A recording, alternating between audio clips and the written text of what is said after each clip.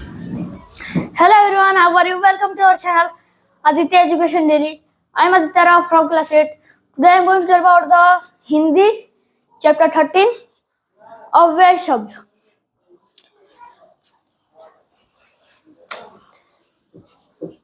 Chapter 13 मतलब ये हिंदी का चैप्टर है. चैप्टर 13 इसका नाम क्या है? अव्यय शब्द. अव्यय शब्द.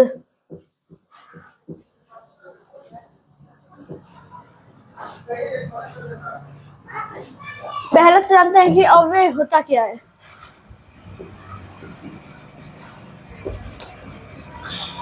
अव्यय क्या होता है तो ये देखते हैं. वे शब्द जिनमें कोई भी कार्य परिवर्तन नहीं होता. जिन शब्दों में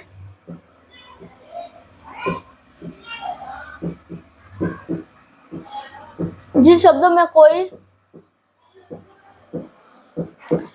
परिवर्तन नहीं होता है.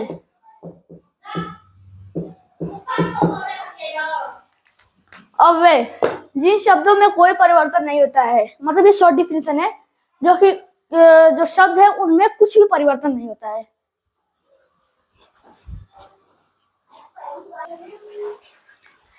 अब देखते हैं अव्यय के भेद.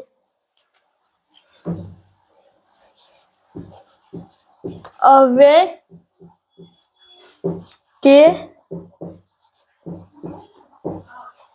भेद. अव्यय के कितने भेद होते हैं? अव्यय के 5 भेद होते हैं. कौन कौन से लिख देते हैं. पहला है क्रिया विशेषण.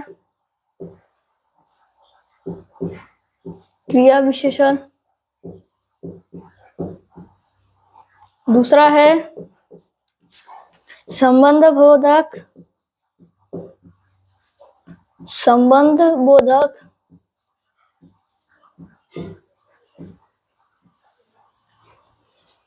तीसरा है समुच्चय बोधक.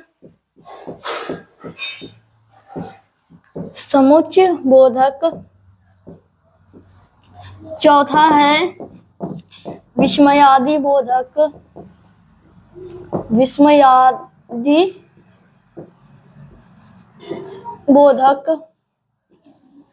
एंड लास्ट है हम लोग का निपात. पहले आप लोग कितना देखिए.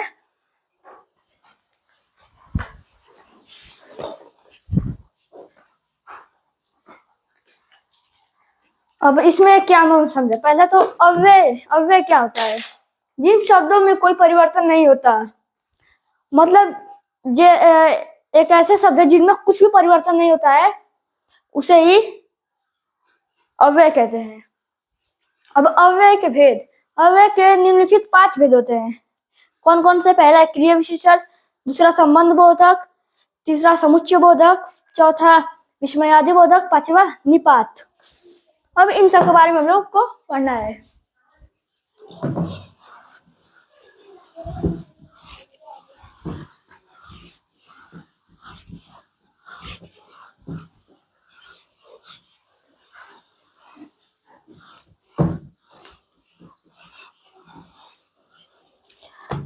अब देखते हैं क्रिया विशेषण क्या होता है.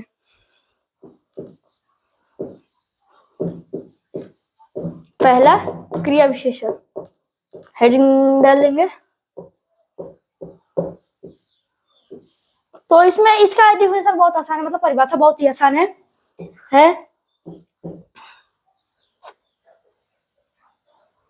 जो शब्द क्रिया की विशेषता बताते हैं.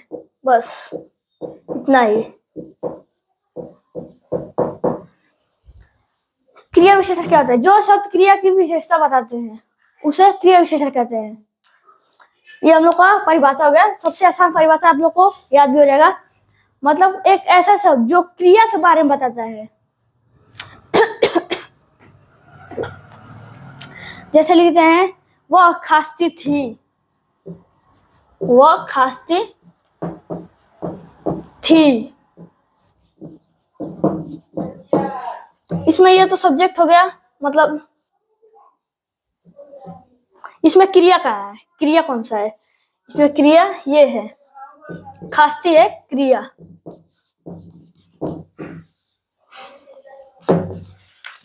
अब उसी को हम लोग लिख देते हैं, वह बहुत तेज खांसती थी, वह बहुत तेज खांसती थी। पहले तो था कि वह खांसती थी, अब इसमें देखते हैं वह बहुत तेज खांसती थी। वह खांसती तो थी लेकिन बहुत तेज, तो जो ये है बहुत तेज, ये क्रिया विशेषण है। पूछेंगे क्रिया विशेषण क्यों है?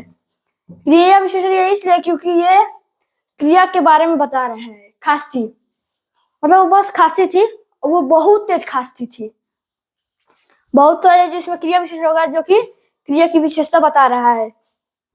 ये हो जाएगा क्रिया विशेषण, क्रिया विशेषण। ये हम लोग का उदाहरण हो जाएगा। चलिए इतना हो गया। अब एक बार इसको रिवाइज कर लेते हैं। क्रिया विशेषण जो शब्द क्रिया की विशेषता बताता हो, मतलब एक ऐसा शब्द जो कि क्रिया की विशेषता बताता हो, उसे क्रिया विशेषण कहते हैं। उदाहरण, वह बहुत तेज खांसती थी। वह खांसती तो थी लेकिन कैसा? बहुत तेज। बहुत तेज इसमें क्रिया विशेषण हो जाएगा।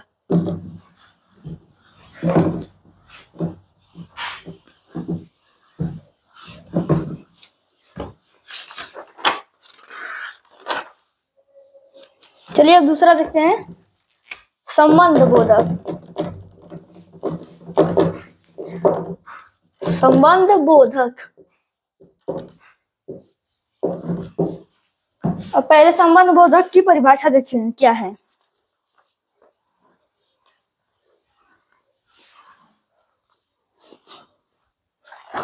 अब इसका है बहुत आसान है, जो अव्यय संज्ञा या सर्वनाम, जो अव्यय संज्ञा सर्वनाम के बाद लगकर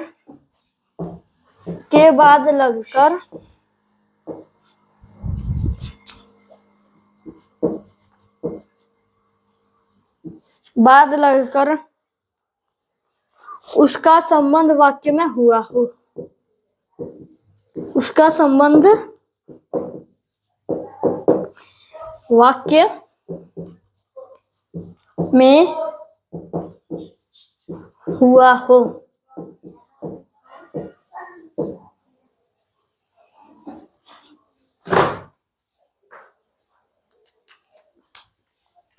अब संबंधवाचक क्या होता है? संबंध बोधक क्या होता है? संबंध बोधक वो होता है, मतलब जो अव्यय संज्ञा सर्वनाम के बाद लगकर, मतलब जो संज्ञा है सर्वनाम उसके बाद लगकर उसके संबंध वाक्य में कुछ कहता है। मतलब एक संज्ञा या फिर सर्वनाम है, मान लीजिए एक संज्ञा है, नाउन है, संज्ञा ले लिया और उसके बाद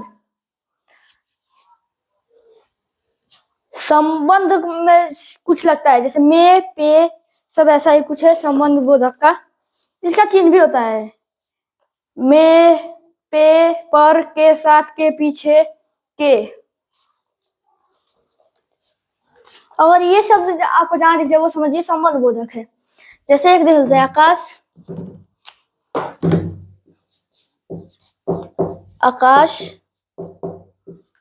में चांद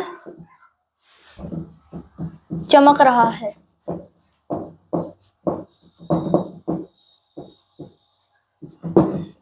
वैसे बताइए संबंध बोधक कौन सा है? संबंध बोधक चिन्ह कौन सा है या फिर शब्द? तो इसमें एकदम कंफर्म है कि में है, क्योंकि ये तो ऐसा है, आकाश चमक रहा है, आकाश चमक रहा है, लेकिन उसके संबंध में कहा कि आकाश में चांद चमक रहा है। मतलब आसमान है उसमें चांद चमक रहा है, तो उससे उन दोनों के बीच संबंध हुआ, रिलेशन कुछ होगा, संबंध, वही संबंध बोधक होता है। आकाश में चांद चमक रहा है, इसमें कि में संबंध बोधक है।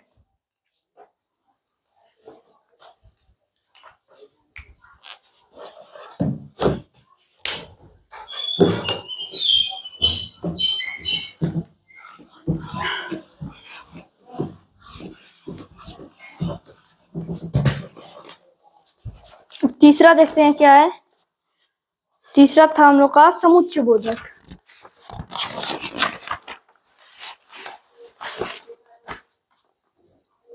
समुच्चय बोधक क्या होता है देखते हैं। तीसरा समुच्चय बोधक।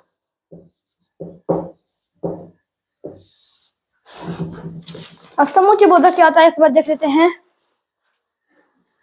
कहाँ गया, हाँ,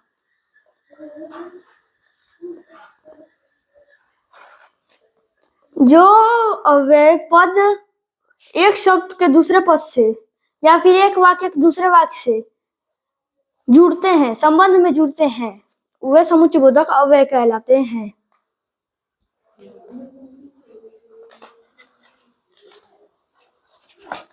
मतलब इसका पहले परिभाषा ये होगा, जो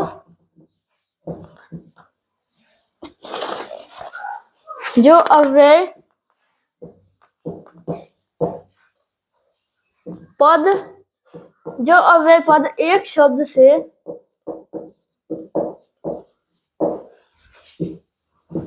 दूसरे शब्द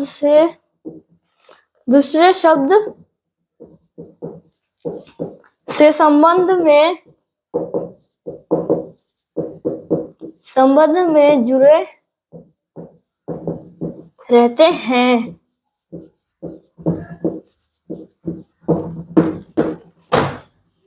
मतलब इसमें क्या है, समुच्चय बोधक क्या होता है, जो अव्यय पद एक शब्द से दूसरे शब्द के संबंध में जुड़े रहते हैं, उन्हें समुच्चय बोधक कहते हैं।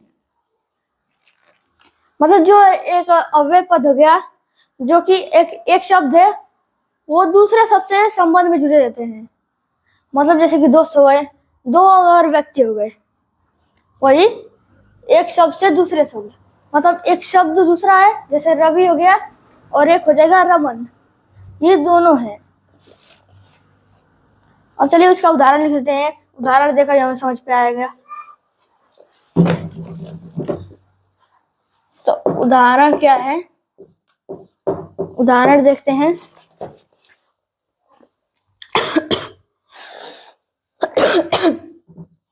यह काम रवि और शेखर ने किया है। मतलब इसमें देखिए उदाहरण क्या है, पहले यह काम रवि और शेखर ने किया है। तो इसमें जो अव्यय पद, मतलब एक अव्यय पद है, एक शब्द मतलब ये रवि हो गया और ये शेखर। रवि और शेखर मतलब दोनों आपस में संबंध है, दोनों मान लीजिए मित्र होंगे, दोस्त, दोनों संबंध है, तो उनके बीच में और लगेगा, और वही समुच्चय बोधक होता है।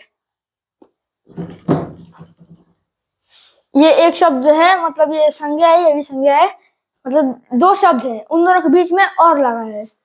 पहले तो पहचान लेते हैं कि इसमें से समुच्चय बोधक चिन्ह कौन कौन से हैं, शब्द क्या क्या आ जाएंगे। तो देखते हैं, है और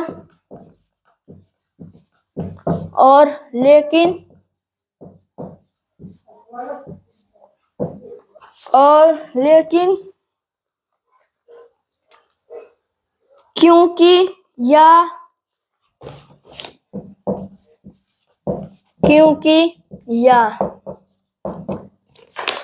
अगर ये शब्द आ जाए, अभी इससे ज्यादा भी है, अगर इनमें से कोई भी शब्द आ जाए, समझिए समुच्चय बोधक है। यह काम रवि और शेखर ने किया, इसमें और जो है समुच्चय बोधक है। इन दोनों के बीच में संबंध है, रवि और शेखर के बीच में, दोनों ने मिलकर किया ये काम। चलिए तो देखते हैं, इतना हो गया।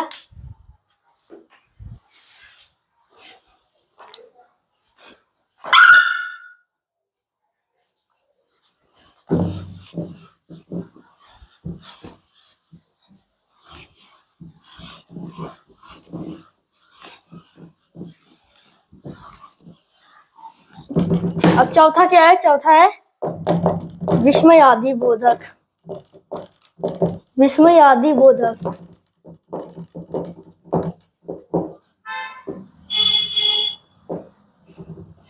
अभी विस्मय आदि बोधक क्या होता है? चलिए देखते हैं।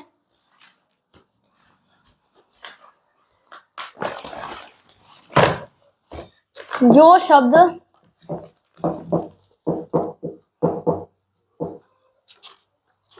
शब्द या फिर जो अव्यय, चलिए अव्यय लिख देते हैं।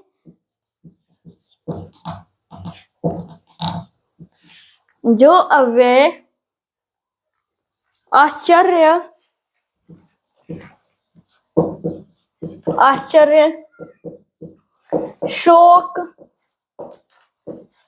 शोक, उसके बाद क्या है? हर्ष, करुणा, दया, घृणा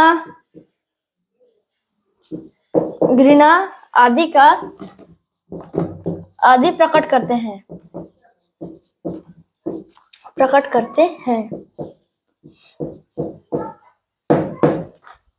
मतलब जो अव्यय आश्चर्य, शोक, हर्ष, करुणा, दया, घृणा आदि या फिर कुछ भी प्रकट करते हैं, उससे विस्मय आदि बोधक कहते हैं।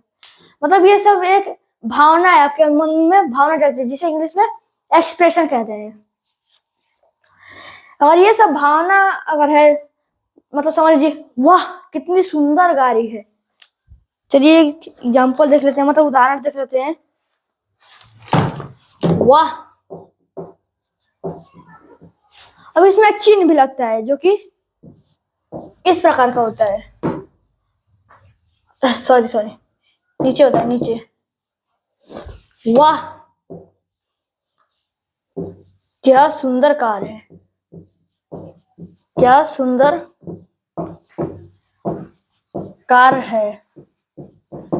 अब इसमें एक भावना जागृत हो रही है, वाह, मतलब खुशी की भावना, वो एकदम चकित हो जा रहे हैं, कितनी सुंदर कार है।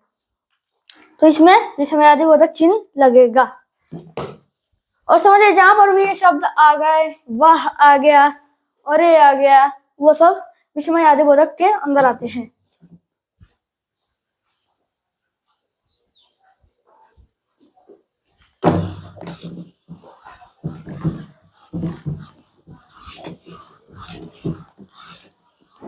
और जो सबसे आखिरी बचा है वो है निपात। फिफ्थ, पांचवा निपात। निपात क्या होता है? निपात चलिए देखते हैं।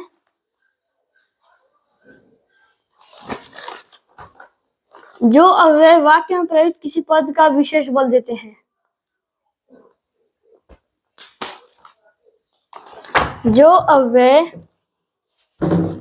चलिए लिखते हैं, जो अव्यय वाक्य में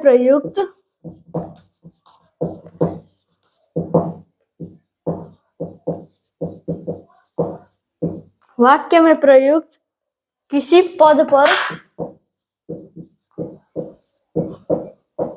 किसी पद पर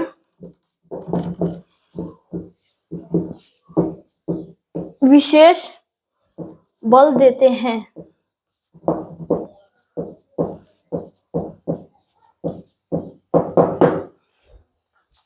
मतलब निपात क्या होता है?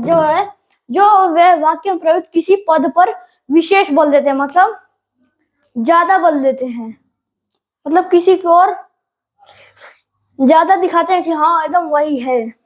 तो इसमें उदाहरण में क्या आ जाएगा? अब इसको कैसे पहचानेंगे? चलिए देख लेते हैं कौन कौन से हैं। इसमें आ जाएगा ही, तो, भर, मात्र, केवल, तक भी ना आदि।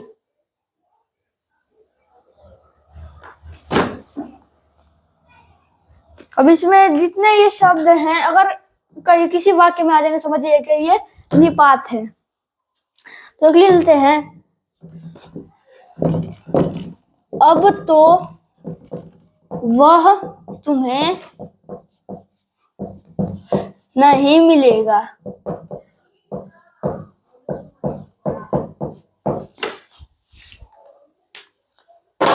अब इसमें तो दे दिया है, अब तो वह तुम्हें नहीं मिलेगा।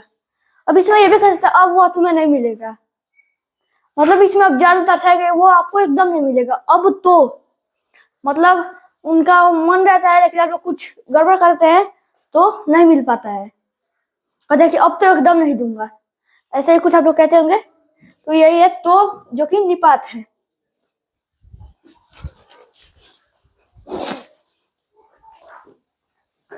Thanks for watching. Please like, share, subscribe and comment.